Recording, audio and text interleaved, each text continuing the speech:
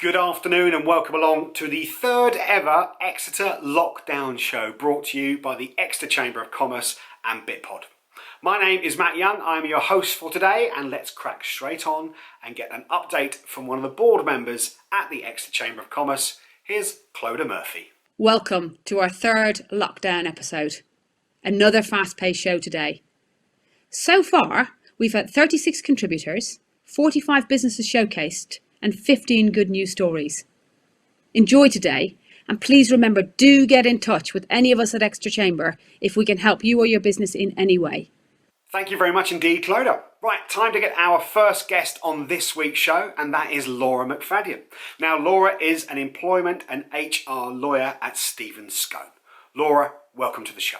Thank you. It's great to join you on the lockdown show today. Now, Laura is here to give us the latest update on furloughing staff during the coronavirus. Laura, over to you.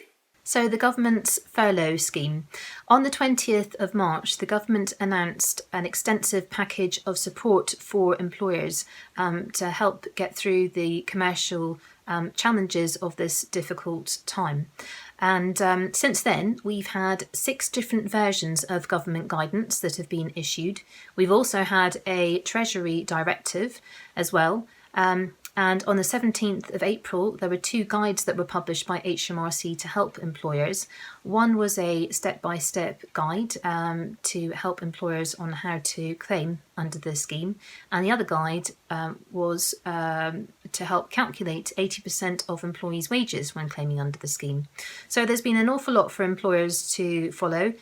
So I thought it would be useful just to summarise some of the key major recent changes in the furlough scheme. So you're probably aware that the HMRC portal to claim has been available since the 20th of April. The eligibility date has moved from the 28th of February to the 19th of March 2020. So that's useful for individuals who started work between the 28th of February and the 19th of March. They can now be claimed for, provided the employer has submitted real-time information, so that's payroll data, to HMRC by the 19th of March 2020. The scheme has now been extended until the end of June and will be extended further if necessary. It was originally due to close on the 31st of May. The scheme isn't limited to those employees who would have otherwise been laid off or made redundant. It applies to any who are furloughed by reason of circumstances as a result of the coronavirus or coronavirus disease. Do bear in mind a very narrow interpretation has been taken of what a furlough director can do and still qualify for the scheme. So that if that affects you, it might be something to consider and potentially take further advice on. Also worth bearing in mind that there has been some conflicting government guidance and information on whether you would have needed to have agreed in writing with your employees in relation to the furlough scheme that they were going to go on furlough leave. Apparently, HMRC have been accepting claims without evidence of written agreement from employees. But what I would say is that as a matter of contract law, you will want some kind of clear agreement. So I would say that should be in writing, that your staff have agreed to go on furlough. It's a pretty fundamental change to their contracts of employment, and it may have also entailed some other changes affecting them as well that you would want to have confirmation they've agreed to in writing. So that might include a reduction to their pay to 80%, and there may be some kind of reduction in relation to holiday entitlement as well. When you're making a claim, do bear in mind that the information that you're using in your claim should be reduced to 80% of salary if appropriate. That adjustment is not going to be made by HMRC. And also, just a reminder that HMRC are going to be treating any claims that shouldn't have been made very seriously, and all monies of the scheme must be paid to employees or returned. There's been mention of the scheme being audited after the event, and it may be that some monies have to be returned as well. So I wanted to talk about some FAQs in relation to holiday entitlement and furlough leave, because I know that we've been advising many employers on this, certainly had lots of questions, and it's only very recently that there's been any kind of government guidance on this. So do employees continue to accrue holiday while they are on furlough? Yes, they do. They would continue to accrue leave as per their contract of employment. So a standard employee would be accruing as a statutory minimum 5.6 weeks of holiday per annum. If they're receiving more, then you could potentially ask them to agree to reduce their holiday down to the statutory amount only for the furlough period, perhaps. That's not something you should be imposing. It should be something that is has consent given to it, and I would suggest that should be in some kind of furlough agreement letter. So do employees have holiday paid while they are on furlough?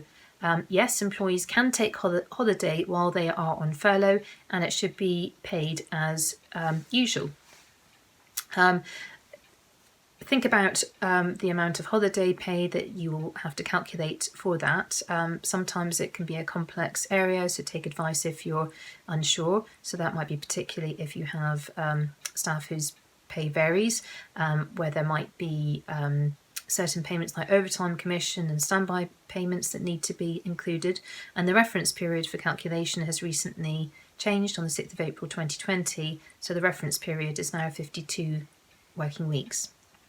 Will the government reimburse holiday pay employers pay their furloughed employees? Yes, the guidance confirms that you can make a grant for an annual leave furlough day in the usual way, but of course that will be capped to 80% or £2,500 pay per month. So in effect, the employer would be topping up, so it would be having to top up the difference between the 80% that salary may have been reduced to up to 100% of those days. So you'd be paying the difference between that, the amount that you can recover, and your normal rate of pay to employees. So thinking about business survival and recovery, we know that clients are thinking about this already, and you might want to think about your options too. So steps that you might want to consider might be speaking to your employees. So this would be steps you might want to consider putting into action, particularly after the furlough leave scheme has come to an end. So speaking to your employees to explain the situation and see if they might voluntarily agree to reduce benefits, hours or pay at this difficult time. Often staff will agree to temporary measures at least to get the business through a difficult time. But bear in mind these are changes to their contracts of employment, whether or not you have a written contract of employment in place with them already. So make sure any changes are clear. And if you're having a set timescale during which that change will last for, then note that. If necessary, timescales can be extended subject to both parties agreeing. Consider, once you've looked at contracts of employment, might you have the ability to allow layoff or short time working. So if your contracts of employment have terms like that and you reduce your employees' hours, be aware that after either 4 weeks continuously or 6 weeks in any 13-week period, your employees might be able to claim redundancy. If you're thinking about introducing unilateral changes, so changes without employees' consent, I would say just take that really carefully. Bear in mind that employees might be able to bring claims if you decide to do that, including for constructive unfair dismissal. So think about the consequences of that. Finally, I'm aware, of course, that employers are thinking about redundancies at this difficult time. So if that is something you're considering, make sure that you do it in a lawful and legally compliant way in terms of a redundancy process. So if you've got 20 plus employees who might be made redundant within a 90-day period or less, then you would have to take into account collective consultation. So that might include dealing with unions, or it might involve electing employee representatives. And you'd need to make sure that you have fair selection pools, if appropriate, in place, and fair selection criteria as well. So make your decisions in a measured way, and if necessary, consider if you need legal advice as well. That's brilliant, Laura. It's really good to get an update on the ever-evolving landscape that is the furlough scheme during the coronavirus. Thank you very much. It's been a pleasure, thank you. Okay then, on to our next guests on the show. And when I say guests, yes, it is our first ever double header. We have here Roz and Pete Woodward.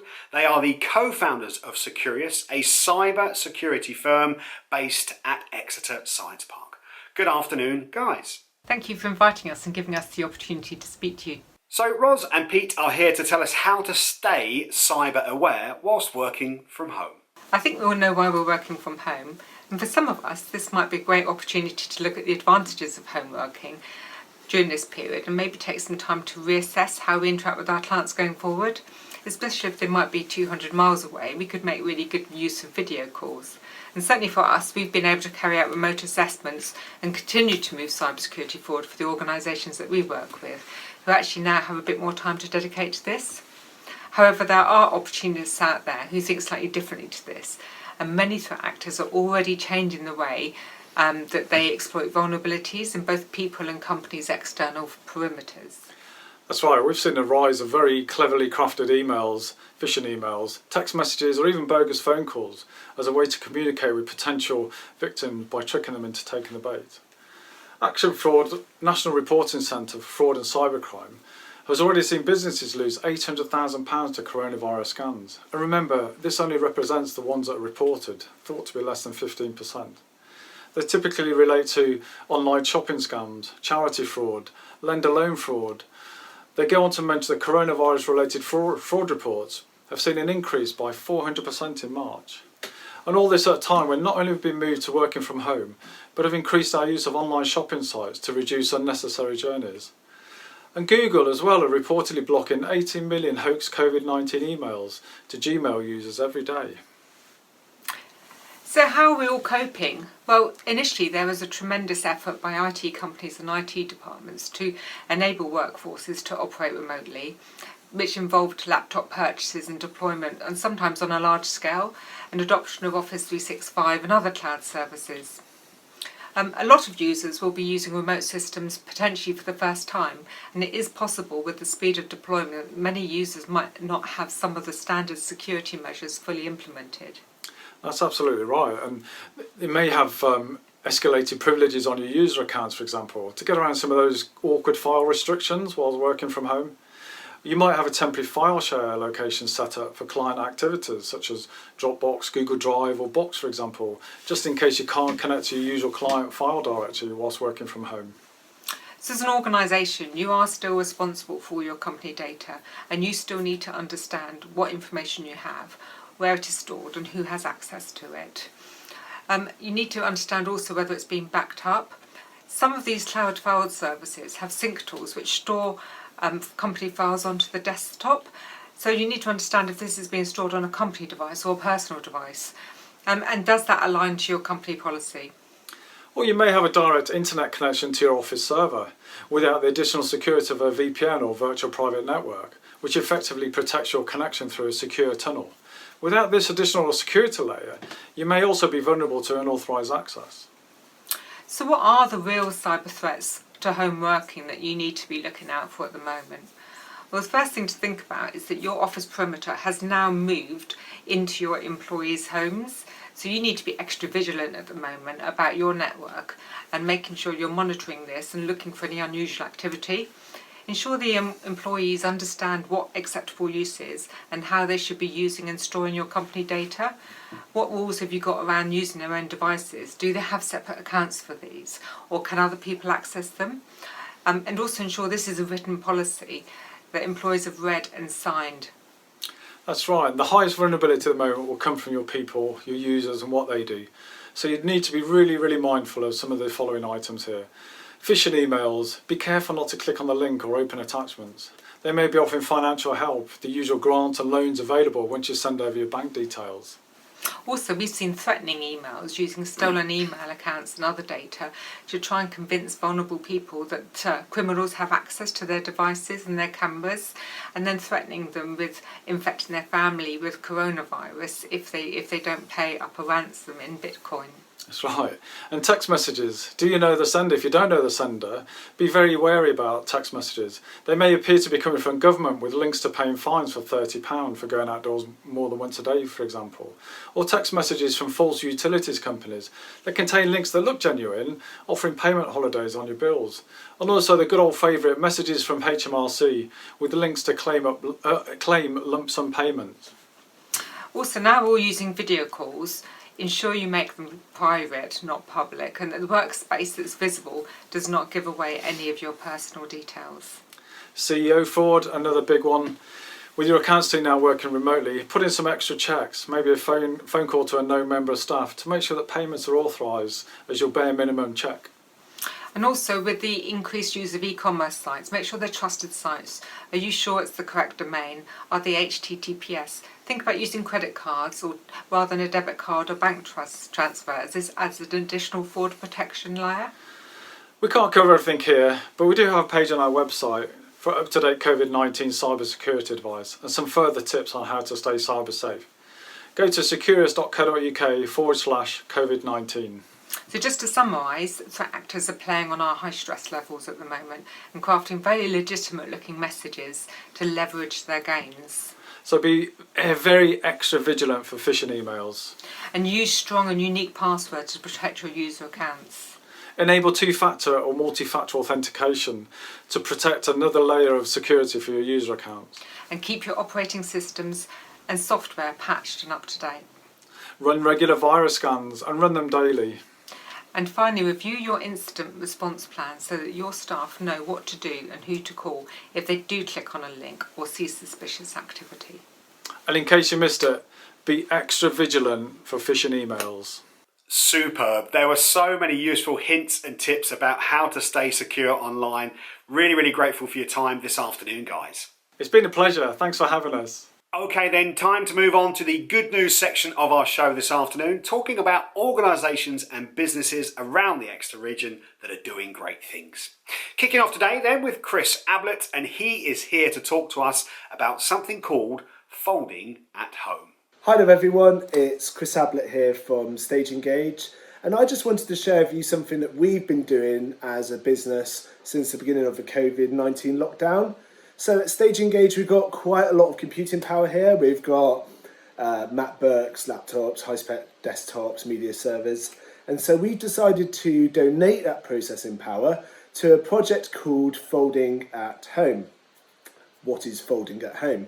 Folding at Home is a distributed computing project for helping solve molecular and protein dynamics. So essentially, people are donating their computers to help solve medical science. We've got some of our laptops whirring away behind us, and our team have also taken computers and laptops and some of our media servers home, and those machines are solving away as we speak. And this is something that you can do if you want to participate in this scheme. Just search Folding at Home to learn more. Hi, we are PPE for Exeter, and it's our mission to make sure that no local community or healthcare workers are left without adequate face protection during the COVID-19 crisis. We are a Devon-based group of individuals, SMEs and organisations volunteering our time, materials and resources to make face shields for our vulnerable community members. We want to help protect important community response workers who are working in GP surgeries, health and social care and charity settings. To do this, we produce face shields and distribute them locally on a donation basis to allow everyone who's working in frontline roles to access this equipment. We have found that as energy is diverted towards larger requirements for the NHS, mid-range and smaller organisations are being left behind in the race for materials and resources. This means people working in surgeries, care and rescue settings are losing out on vital equipment. We want to change this. Our project started 3 weeks ago as a small group of individuals delivering small batches of face shields to local GP surgeries. Since then, it has scaled up exponentially due to demand, and we have to date produced over 600 face shields to protect local healthcare staff. We are working with local clinicians, engineers and designers to identify and adapt a selection of face shield options suitable for a wide range of applications. Our production capabilities have grown, and we now have 3 sites available to produce this life-saving PPE. The response from our partner companies and volunteers has been incredible, and we want to keep mobilising our amazing pool of local talent to help our community respond to this crisis. With your help, we can produce and distribute another 5,000 face shields within the next 4 weeks. A donation of just £5 can help provide a reusable face shield for a local nurse, care worker or community responder. Please check out our website for more information on our project and how you can get in touch. Thank you for your time. Hi, my name's Julie Fox and I'm an independent life celebrant. I run Aurora Ceremonies here in Exeter. And I design weddings, vow renewals, funerals and baby namings, which are personal, full of heart and one of a kind. Now, normally I work in the Southwest, but during these times I've had to take my business online and offer ceremonies throughout the UK and even globally. And this month I did a wedding for a wonderful couple who'd already had the date tattooed on their feet, so they had no choice but to do something. And we invited all of their family and friends, and we had all of the elements of a traditional wedding, the vows, the exchange of rings, even a lovely first dance where everyone swayed along at home on their sofas. It was such a joyful event in these times when joy is a bit thin on the ground. And it was picked up by the local and national media, which is of course great PR for my business. Sharing the important events in our lives is a beautiful part of human connection. We would like to share some great news with you in the coming weeks, including the college's involvement in Exeter's Nightingale Hospital. But for now, I'm going to focus on the core of what we do as a college and an apprenticeship provider. Employers have very much done the right thing when it comes to apprentices. Our fantastic and supportive network of employer partners have worked really hard to safeguard the jobs of apprentices. And as a result of their efforts, we still have thousands of students in learning. Utilising technology and the expertise of our IT team, we have been able to engage with students virtually and keep them on track. They and our teaching staff have adapted to new ways of teaching and learning incredibly well. We have also been able to launch 2 new courses. Our new Step Into Business programme, which has been designed with the help of local employers, and a bespoke data analytics programme, which has been built in partnership with EDF. My name's Sarah and I'm the Creative Manager at Stagecoach Southwest. I just wanted to say a huge thank you to all of our drivers, engineers and support staff for keeping key workers across our region connected. We're so proud of their efforts at this really difficult time. Thank you also to all of the NHS staff and key workers across the region for everything that you're doing. To say a huge thank you to the NHS staff, we wanted to offer free travel on our buses in the Southwest. All you need to do is show your NHS ID card when you board. Thank you so much from everyone at Stagecoach Southwest. There we go then, just a few of the good news stories across our region during this week. Brilliant stuff. Okay, let's move on then to our next guest, and that is Chris Wheeler. Now, Chris Wheeler works at Southwest Comms. Microsoft Teams is something that I've personally started to use during this lockdown period, and Chris is joining us today to go through that in a little bit more detail. So I'm here to talk about how to triumph with Teams, and that's the way in which businesses are being successful in using Teams for various different services. So I'm going to quickly introduce Teams to people that haven't seen it before. We're just going to go through the 2 editions that are available, either the consumer or the business model. And then we're going to go through business a little bit more because there's a lot more features in there for different purposes. And then what we're then going to do is we're going to relate back to our own sort of projects with our customers that what we've been up to, and as well as that to add a bit more of a personal touch what we've been up to internally using Teams as well. So Microsoft Teams in general is Microsoft's own unified communications tool, and the communication part of using various different elements such as email, instant messaging, all wrapped around and offered by one provider. It's a really, really great tool to use. It offers a load of sort of key functions around, depending on where you are and what devices you're using, it's very agnostic. So it doesn't matter what device you're using, whether it's a mobile phone or a tablet or a PC, and it doesn't matter wherever you are in the country or in the world, you've always got access to Teams as well. That's one of the key benefits to it. It's what we call cross-platform, which is any device, anywhere access. So there are 2 flavors of Teams. The first one is the consumer model, which is completely free of charge. It's available for anyone who wants to just chat with friends and family and video call them using an internet connection. All you have to do is you just have to sign up with an email address and a password, and you've got access to those features. And then on the other side, we have the business applications, where businesses might want a little bit more control and visibility over what their users are doing, a little bit more of an IT admin wraparound around that service. So the three key pillars with the business side of Teams are as follows. The first one is instant messaging, or chat as we call it, and also presence, and also information sharing as well. Now, previously Teams was built on Skype for Business, which was the instant messaging and chat platform, and Teams has got that feature set in there as well. So we've got the ability to be able to do one-to-one chat or group chats with our peers and colleagues. We've also got Presence as well, which is a really nice availability tool using like a traffic light system that shows if I'm green, I'm available, orange, might be away, and red, I'm either do not disturb, I'm in a meeting, or I am busy. So it's that nice availability feature within there. And then information sharing, it's not just chat. We can also share files with each other. We can share various resources like other applications. We can share websites, all through that one single Teams console. The second pillar is meetings. So this is our online meetings facility. It could all be done over the internet via audio and video. We also have the facility to include a conference bridge number, so people can actually dial into meetings as well. And we can also do some other cool stuff as well. So we can do screen sharing. We could blur our backgrounds as well if we are in a busy environment and we don't like what we see behind us. And just recently, Microsoft have launched a picture backdrop as well, so we can make it seem like we're somewhere else, which is a fantastic use for it. And then finally, my favorite, we can use Teams as a full telephony solution as well. So using Teams as a phone system itself. So we can not only dial to other Teams users, as we call it, like a Teams to Teams or a peer-to-peer, but we can also call landlines and mobile phones as well using Teams, and just using that full unified comms experience. And the message there is that we can either replace your existing phone system, or we can set up Teams by the side of your phone system as well as a temporary solution if you are struggling with directing calls from your main line to all of your users work from home. So we've got a couple of great case studies with this. So what we've been doing internally is we've been doing just that. So we have been setting up some temporary solutions whereby we can take a customer's phone number and we can redirect that into Teams, which handles the phone call and then redirects that phone call to all those Teams users who are working from home. And as soon as that call reaches them, they can then have the power to transfer phone calls to each other. They can conference other people in.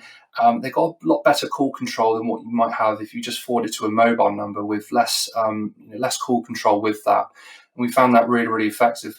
But also our other projects as well, we help customers create a really great digital workspace, a lot of great workflows as well, not just for individual users, but for different groups and dynamic team structures. So we've been finding a lot of success with that as well. And in terms of personal use, we use it all internally as well. So we mainly use it for chatting with each other. We check in on people. We have that sort of social inclusion. And as well as that, we also have we host all of our virtual meetings in Teams as well. And all of our internal calling is done through Teams as well. And we absolutely love it. It's a really, really great tool to have. And also in terms of personal use myself, I have other things like personal training sessions with my fitness instructor. We have Teams calls and a video call so we can see each other exercising. And just to add a little bit more humour to this as well, we've also been successful in hosting a virtual pub quiz as well.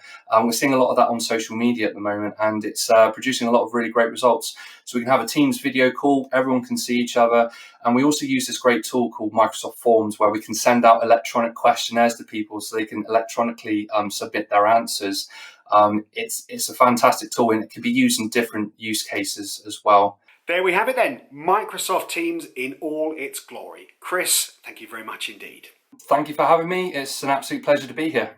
Right, time to move on to the part of the show then where we look at what's going on in our region through the eyes of social media. Kicking off with Dr. Leon Dannon from the University of Exeter. He and his team have received a grant of a little over £220,000 to develop an essential new tool to forecast where and when the coronavirus will spread across the country. Next up, we see here a very novel way of taking the bins out, as demonstrated by a green dinosaur. On the first ever lockdown show, we told you about Crowdcube's initiative called Save Our Startups. Well, there's been an update and I'm delighted to tell you that the UK government will be implementing an equity-based funding solution specifically aimed at startup businesses. Excellent news. Good news from FabLab now. FabLab, who are part of Libraries Unlimited, who run Devon's Libraries, have stepped up massively and begun to 3D print visor parts and reinforcements, which are then being distributed to NHS staff locally. And finally, on the social media section of today's show, here are the guys from Red Hill School, showing their support for the amazing work that the NHS are doing during this crucial time. Remember, if you're sharing something on social media and you would like us to include it into next week's show, use the hashtag FridayLockdownExeter. All one word. Do that on Twitter or LinkedIn and we'll pick it up and it may well appear in next week's show. Okay, time to move on to our next guest of the show, and that is Victoria Hatfield. Now, Victoria is the Growth and Commercialisation Manager at Exeter City Council. Good afternoon, Victoria. Thank you for the invitation, Matt. Victoria's here to give us the response to the coronavirus pandemic on behalf of Exeter City Council. The 17th of March, we closed a number of facilities in the city centre to the general public. This was mainly the Royal Albert Memorial Museum, Exeter's Underground Passages, the Corn Exchange, the Visitor Information Centre, Exeter Guildhall and Topsham Ferry. We'll be reopening these and taking advice on an ongoing basis from central government. Waste and recycling the collection is going as normal. Bulky waste has had to stop because of the recycling centre next door being closed, which is a Devon County Council run facility, and also the textile banks are closed due to the Salvation Army unable to collect them under the current circumstances. John Lewis and Mary Archer's car park has also been closed, and that's primarily down to lack of use. As you can probably understand, footfall in the city centre has reduced dramatically. We're not alarmed by this. This is actually more down to people adhering to government advice around working from home and social distancing. So that is to be expected, and it's been within national guidelines. On to the main subject now, which is around the coronavirus business grants. And central government gave Exeter approximately around about £25 million to distribute to the business grants. And there's two types of business grant. One is around the Small Business Grant Fund. And those are businesses who are eligible for small business rate relief or rural rate relief. And they're eligible for a grant of up to £10,000. And the second one is under the Retail, Hospitality and Leisure Grant. And this is eligible for businesses in receipt of the expanded retail discount. And again, there's two types within this one, and it's where a property has a rateable value of up to £15,000 and they receive a grant of £10,000, and a property that has a rateable value of between £15,000 and less than 51, and they receive a grant of £25,000. There's approximately 1,900 businesses in Exeter that are eligible for these grants, and they've been contacted primarily by email, and then some who we don't have their email account for by letter. And on that letter is a unique PIN number that the business would then log on to the City Council website, input this PIN number, and all they need to do to claim the grant is to upload their most recent business bank statement to show that they're eligible to claim that, and though they're the owner or they deal with the accounts of that business. And so upload a picture of your business bank account, and then once that has been confirmed, within 3 working days you would then receive that money into your bank account. So it's a really smooth process that people can go through. The process went live on the 8th of April, and as of Monday the 20th of April 1,022 grants have been approved, with 13.5 million being paid into Exeter businesses. And that's a really good news stories for the city, but what I really want to emphasise is 24% of businesses have yet to make a claim, and that could be for whatever reason, that they've not checked their emails, their email goes to someone who's been furloughed, their email goes to someone who outsources their accounts to and only check it on an ad hoc basis. So the real emphasis of what I want to say today is really to encourage businesses to apply and claim their grant available to them, because there's money sat there available for them. So it's a real imperative that businesses really do check their email accounts, whether that's for finance and admin email. So really emphasize, check your emails just to make sure this email has come through. If it hasn't come through, then you can email economy@exeter.gov.uk and we can forward your details onto the business rates team to make sure that comes direct to you. One big area that the council has been working on is around providing grants to community groups within the city. And this is a new system that's been set up as a result of coronavirus. And there are two types of support available. There's a grant of up to £1,000 for community-led activities, and a grant of £3,000 for existing community organisations that are facing a shortfall in their income, whether that's due to cancellations or they've got issues around short-term funding. And again, that money is there available for community-led organisations and community groups. So if you just log on to www.exeter.gov.uk, there's a link on the homepage. And again, I just really encourage business community groups to apply for that. We've had 59 grant applications received in just over 3.5 weeks, and they have requested just over £106,000, and to date we've awarded just over £61,000, and the rest are going through that approval process. So again, real emphasis, if you're a community group or a community leader, log on to the website just to look at that and apply for some funding. And one area which has been quite heartwarming in terms of just how quick this has been set up, and staff at the City Council really rolling with this, changing their role from what they do from their day job to actually managing the Exeter community wellbeing. And this was set up in a record time in terms of how do we assist vulnerable individuals within the city and those that are shielded. And today we've received just over 1,300 contacts, and that's either from individuals requesting support or groups requesting support, or individuals wanting to volunteer or groups wanting to volunteer. Again, information on that is on the City Council website. You may have seen on national press some work around how do we support our homeless community, and the City Council has been working hard to ensure that people who are rough sleeping in Exeter are supported away from the streets into suitable accommodation during the coronavirus crisis. And over the last 3 weeks, we've supported 60 people into accommodation who previously wouldn't received assistance. We've also been working closely with groups in the city centre such as St Petrock's, Exeter Collab, the Clock Tower Surgery and Together Drug and Alcohol Service to ensure that the people who do go into accommodation are supported, whether that's through food and critical health services.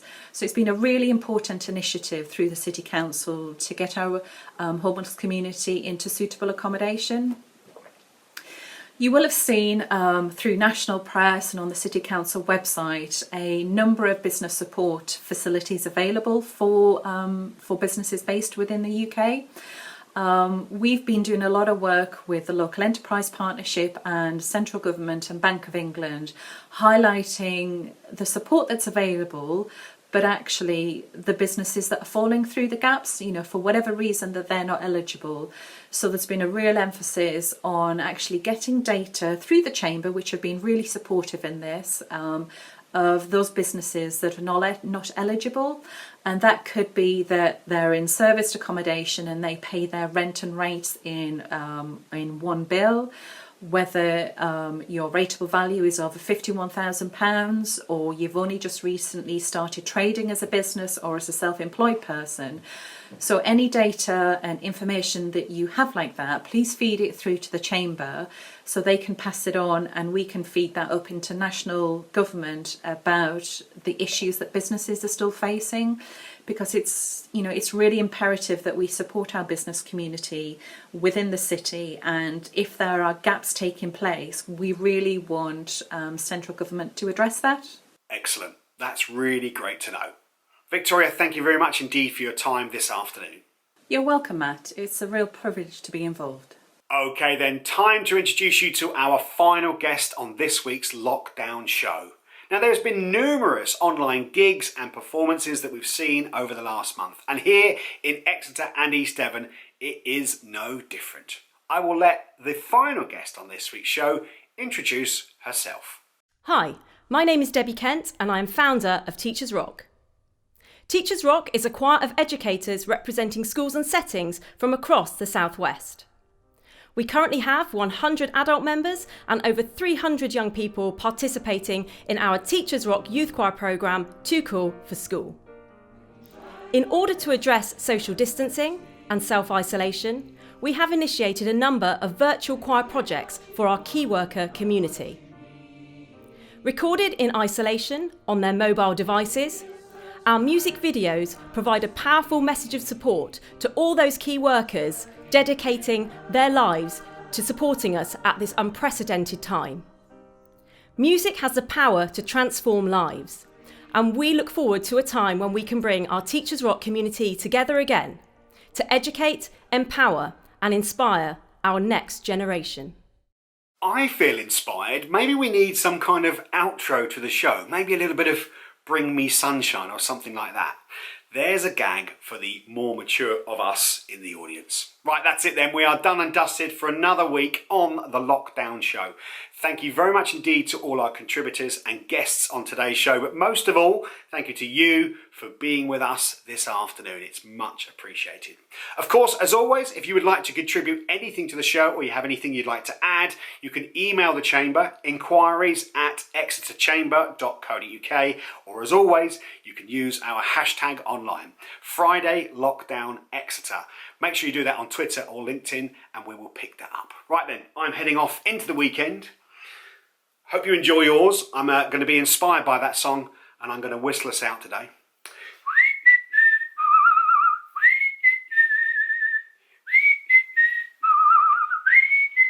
I know I should be off into the distance like this, but yeah, I'll leave that to you. Have a great week.